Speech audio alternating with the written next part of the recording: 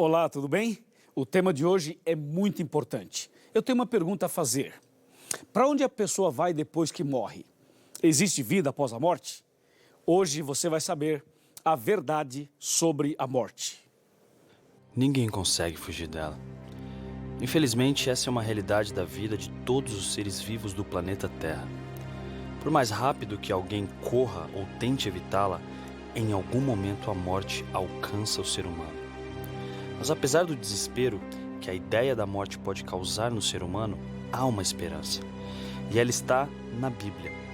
Ali é dito que aqueles que morrem no Senhor não morrem eternamente, apenas descansam, como em uma espécie de sono, aguardando apenas o comando de Deus para voltarem a viver naquele grande dia, o dia em que a vida não terá fim. E agora sim, com a Bíblia nas mãos, nós queremos saber a verdade sobre a morte. Porque existem várias teorias e várias filosofias e vários entendimentos sobre esse assunto. Na verdade, existe uma polêmica sobre o assunto. Algumas pessoas acham que quando morre alguém, essa pessoa morre, mas sai uma alma ou sai um espírito do corpo dela, e essa alma ou esse espírito poderia ir para o céu, para o inferno, para o purgatório, para o mundo dos espíritos, para um lugar intermediário, para o seio de Abraão. Ou seja, várias pessoas pensam coisas assim e coisas diferentes dessas. E você? O que você entende, biblicamente falando, sobre o estado do homem na morte? Na verdade, nem você, nem eu, nenhum ser humano saberia responder essa pergunta, porque nós nunca morremos. Só que na Bíblia tem uma citação de uma pessoa que morreu e que pode contar pra gente o que acontece depois da morte. Eu quero chamar a sua atenção para Apocalipse capítulo 1. Olha que texto impressionante esse. Apocalipse capítulo 1. E eu quero mostrar para você aqui alguns versos, pelo menos 2 versos, que vão nos ajudar a entender melhor esse assunto. Veja aqui o que diz capítulo 1, verso 18, que fala assim: E aquele que vive, estive morto, mas eis que estou vivo pelos séculos dos séculos, e tenho as chaves da morte e do inferno. Quem será que falou essas palavras? Com certeza foi Jesus. Se você ler o capítulo 1 inteiro, vai perceber que Jesus falou isso. Então Jesus, ele morreu, ele foi sepultado e ele ressuscitou. Então ele pode dizer o que acontece com a pessoa depois que morre. E eu tenho nas minhas mãos as palavras dele. Isso aqui é a palavra de Jesus. E se eu ler esse livro, Jesus vai falar comigo e com você e vai nos mostrar o segredo da morte, o que acontece depois da morte. Bem, para você entender isso de uma maneira bem clara e bem fácil, é preciso abrir a Bíblia em Gênesis. Ou seja, é preciso voltar ao princípio de tudo, a criação. Veja, por exemplo, o que diz Gênesis 2, verso 7. 2:7. Então formou o Senhor Deus ao homem do pó da terra, e lhe soprou nas narinas o fôlego de vida, e o homem passou a ser alma vivente. Veja como esse texto é claro. Ele diz que Deus fez o homem de 2 matérias, do pó da terra e do fôlego de vida. Juntando as 2 coisas, o homem passou a ser alma vivente. Portanto, se você analisar bem o texto e o verbo, se você conjugar o verbo ser, você vai entender melhor. Porque a Bíblia diz, o homem passou a ser. Então, eu sou, tu és, ele é, nós somos. Isso quer dizer que o homem não tem uma alma dentro dele. O homem é uma alma. É diferente. Ser é uma coisa e ter é outra coisa. E a Bíblia diz que o homem passou a ser. Então, você é uma alma, eu sou uma alma. Diferentemente da teoria, da filosofia, de que a pessoa tem uma alma dentro dela. Escuta bem, o homem não tem uma alma aqui dentro, aqui dentro da boca, não tem.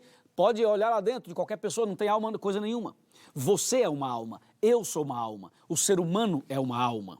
Então, isso estando claro para você, Gênesis capítulo 2, verso 7 estando claro, aí vem a pergunta, se eu sou uma alma, se você é uma alma, se nós somos almas, a pergunta é, alma morre ou não morre? O que você acha? O que você entende? a alma morre ou não morre? Bem, vamos saber o que diz a Bíblia, o que Jesus tem a nos dizer. Veja só o que diz Gênesis capítulo 2, versículos 16 e 17. Esse texto começa a responder a nossa pergunta. Gênesis 2, 16 e 17. O Senhor Deus lhe deu esta ordem: de toda a árvore do jardim comerás livremente, mas da árvore do conhecimento do bem e do mal não comerás, porque no dia em que dela comeres, certamente morrerás. Então Deus disse que a alma morre, porque a alma é o ser humano, e ele falou para Adão e para Eva, e disse, certamente morrerás. Se comer do fruto, se pecar, vai morrer. Então a resposta é essa daqui: a alma morre, porque eu sou uma alma, você é uma alma, Adão era uma alma, Eva também. E diz a Bíblia, se comer do fruto, se pecar, morrerá. Agora vem a outra pergunta para deixar bem claro o assunto. Quem foi que inventou a história de que a alma não morre? Quem criou essa ideia de que a alma não morre e que hoje permeia praticamente o Brasil inteiro, o mundo inteiro? Ou seja, as pessoas, inclusive nos filmes, nas novelas, nos desenhos infantis, eles passam a ideia de que a alma não morre. Mas a Bíblia diz que a alma morre, porque a alma sou eu, a alma é você. Agora, quem foi que inventou essa história de que a alma não morre? Eu quero chamar a sua atenção para Gênesis capítulo 3, versículo 4, que diz assim: então a serpente disse à mulher, é certo que não morrereis? Ah, agora eu entendi. Quer dizer, quem inventou essa história foi a serpente. Mas a serpente é um animal? Sim, a serpente é um animal. Então como é que o animal falou? O animal não fala. Claro, não fala exatamente como diz a própria Bíblia, o diabo usou a serpente. Ou seja, a serpente foi como um médium, um intermediário entre o inimigo e o homem. Na verdade, quem estava falando aqui não era a cobra em si, mas o inimigo que falava através dela.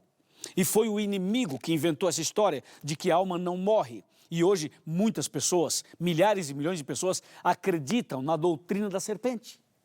E aí, e você? Acredita no que Deus falou ou no que a serpente falou? Deus disse, morrerás. A serpente disse, não morrerás. E para você, você fica de que lado? Do lado da serpente? Não. Do lado de Deus? Com certeza. Então, de acordo com a Bíblia, é isso aí. Deus fez o homem do pó da terra, soprou fôlego de vida, o homem passou a ser alma vivente, o homem é uma alma, se o homem pecar, como de fato pecou, esse morrerá, como diz a Bíblia. Entendeu? Agora, eu quero chamar a sua atenção para um texto interessante de Ezequiel, capítulo 18. Vamos abrir a Bíblia em Ezequiel capítulo 18. Está bem aqui. Ezequiel 18, verso 4. Esse é um texto-chave para você entender melhor o assunto da morte. Aqui está, 18, verso 4, bem aqui. Atenção, diz assim: eis que todas as almas são minhas, como a alma do Pai, também a alma do Filho é minha. A alma que pecar, essa morrerá. Olha agora o verso 20 do mesmo livro e mesmo capítulo. A alma que pecar, essa morrerá. Então, de acordo com a Bíblia, a alma morre, porque a alma é o ser humano. Tudo bem? Agora, recapitulando aqui, eu quero que você olhe atentamente para recapitular. Deus fez o homem de duas matérias. Vamos fazer uma continha? Vamos fazer uma matemática? A continha é a seguinte: pó da terra mais fôlego de vida. Vamos fazer a continha? Pó da terra mais fôlego de vida é igual a quê? Alma vivente. O que é uma alma? É o ser humano. A alma morre? Sim, morre, porque o ser humano morre. E a história de que a alma não morre, quem foi que inventou? Foi Satanás. E por que ele inventou? Porque ele quer enganar as pessoas, para que as pessoas morram perdidas. Entendeu?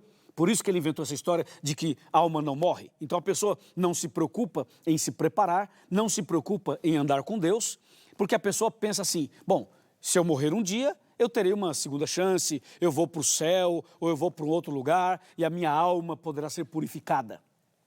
Então essa foi uma arapuca, uma estratégia do inimigo para levar as pessoas à perdição. Mas, tome cuidado, aqui estamos revelando a verdade sobre a morte. Bem, a palavra de Deus continua explicando para a gente sobre esse assunto. E agora vem uma questão interessante. Se a alma morre, se eu sou uma alma e você é uma alma, e se nós morremos, vem a pergunta: se a pessoa quando vai à sepultura, quando morre, ela realmente fica na sepultura e não sai uma alma, não sai um espírito, não sai nada, o que é que a Bíblia fala sobre isso? Agora sim, hein? Vamos abrir a Bíblia no livro de Eclesiastes. Eclesiastes é um livro muito importante que está logo depois de Provérbios. Eclesiastes 9, verso 5, diz assim: porque os vivos sabem que hão de morrer, mas os mortos não sabem coisa nenhuma, nem tampouco terão eles recompensa, porque a sua memória jaz no esquecimento. Então a Bíblia diz que a pessoa que morre não sabe nada, não vê, não ouve, não anda, não fala, ou seja, está morta, está morta.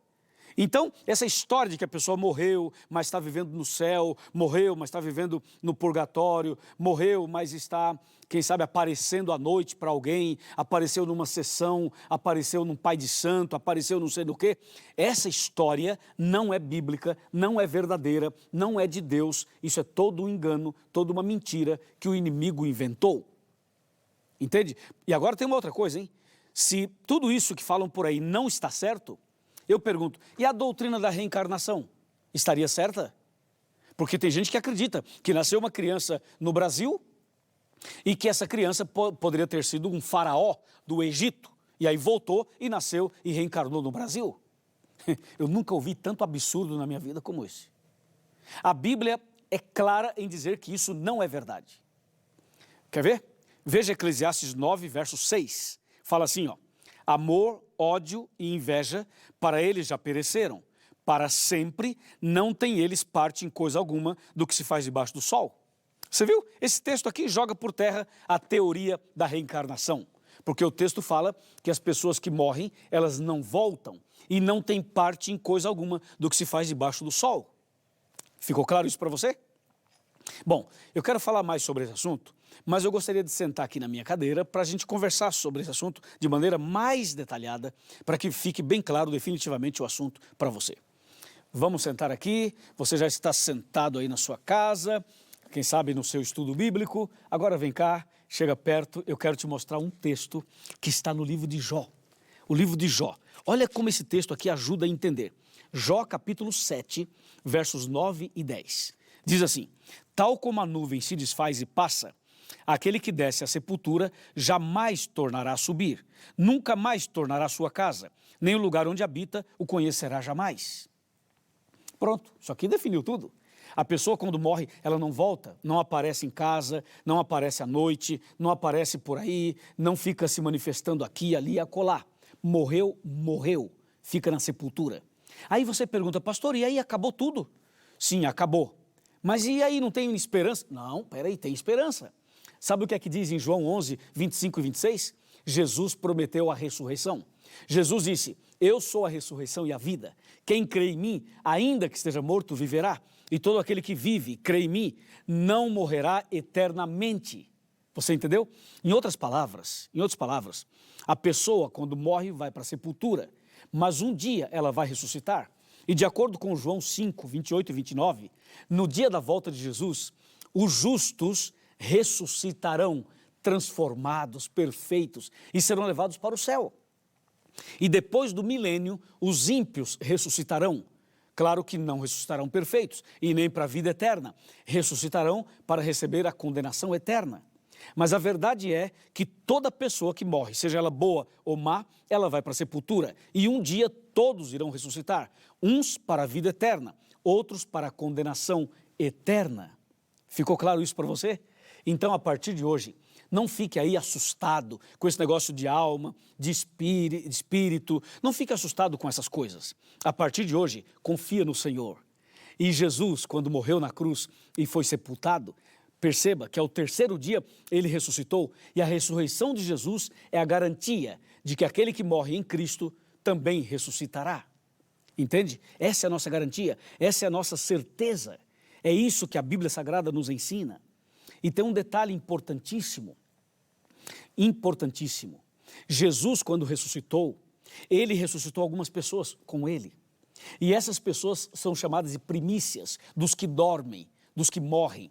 Ou seja, já existem pessoas que foram ressuscitadas. Entende? Mas a verdade é que, quando você analisa a Bíblia, todas as pessoas que morrem, elas vão para a sepultura. Isso tem que ficar claro para você. Então, o mais importante, sabe o que é? É se preparar. O mais importante é viver uma vida de preparo espiritual. Isso é o mais importante. Entende? Por quê? Porque se você estiver preparado espiritualmente, mesmo que venha a morte, mesmo que venha alguma situação complicada, mas você estará preparado. Veja o que diz Tiago, capítulo 4, verso 14. Aqui eu tenho a Bíblia em Tiago. Esse é um texto importantíssimo para você entender sobre a importância de estar preparado para a vida eterna, ou até mesmo para a morte. Veja aqui, Tiago 4,14 diz assim: vós não sabeis o que sucederá amanhã. Que é a vossa vida? Sois apenas como neblina, que aparece por um instante e logo se dissipa. A Bíblia está dizendo que você não sabe o amanhã, que ninguém conhece o amanhã, que você não sabe o que vai acontecer amanhã. Por isso, é preciso estar preparado hoje.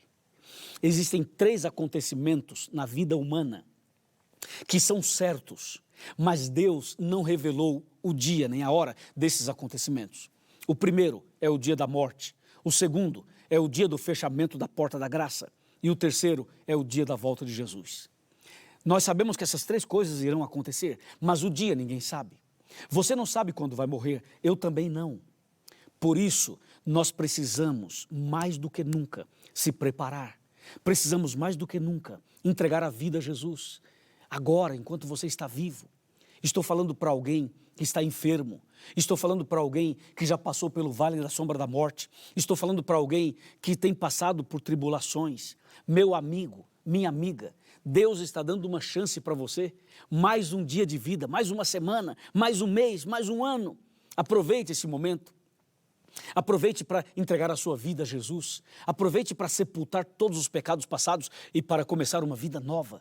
Porque o amanhã você não sabe, ninguém sabe o que vai acontecer amanhã. É o momento de você definitivamente tomar uma decisão. Quantas pessoas morrem todos os dias no Brasil e no mundo inteiro?